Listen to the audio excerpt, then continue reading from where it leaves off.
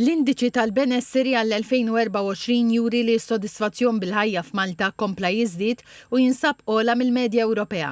Is-sodisfazzjon bir-relazzjonijiet personali jibqa' fost l-ogħla b'maġġoranza tan nies jirrappurtaw livelli għoljin ta' benesseri. Għandna sodisfazzjon bil-ħajja bħala medja tajjeb, morna ħjar mill-Ewropa, morna ħjar mis-sena ta' qabel. Għandna sodisfazzjon bir-relazzjonijiet personali għoli ħafna, ġifieri dejjem il-medja tkun il-fuq mit-8 minn 10, u fil-biċċa kbira nissejrin tajjeb. Minkejja dawn ir-riżultati pożittivi, il-benesseri emozjonali mar lura b'aktar nies jirrappurtaw li jħossuhom nervużi, imdejqin u ansjużi. Però mbagħad għandna fejn irridu nieħdu azzjoni. L-ewwel nies għandna sodisfazzjon bil-ħin baxx, hemmhekk qegħdin fuq is-6 fl-10 mhux fuq it-8 minn 10.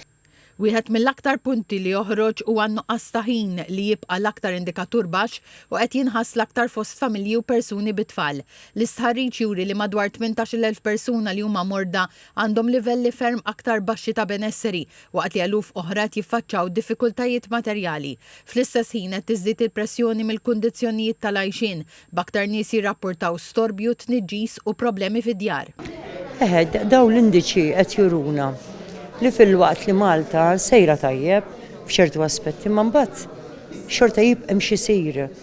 Meta inti biskejjel fuq dak li huwa GDP, ma jtikx dak li qed jagħtih fil-fatt il-Wellbeing Index, u allura anke il-politika, l-azzjonijiet, inizjattivi li hemm bżonn jittieħdu fuq livell nazzjonali jista' jindikalek dawk il-gruppi ta' nies li ma jkunux sejrin tajjeb daqshekk jew inkella aspetti oħra fil-ħajja u kun tista' tindirizzhom mod informat. Speaker tal-Parlament Angelo Farrugia qal li l-progress ta' pajjiż ma jistax jitkejjel biss biċ-ċifri ekonomiċi iżda wkoll minn kemm in-nies qed jesperjenzaw ħajja aħjar ta' kuljum. Id-diskussjoni kienet indirizzata wkoll mill-Ministru għall-Ekonomija Silvio Xkembri u mix-Shadow Minister għall-Ekonomija Jerome Caruana Cilja fost kelliema oħra.